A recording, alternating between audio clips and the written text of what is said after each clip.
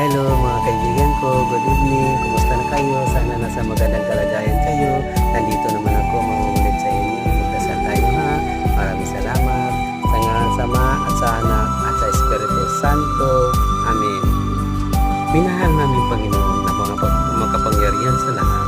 Kami po ay dumudulog ngayon sa inyong harapan upang taos puso magpapasalamat na napakagandang gabi na ito sa mga bagay at biyayang aming natamo, spiritual at material.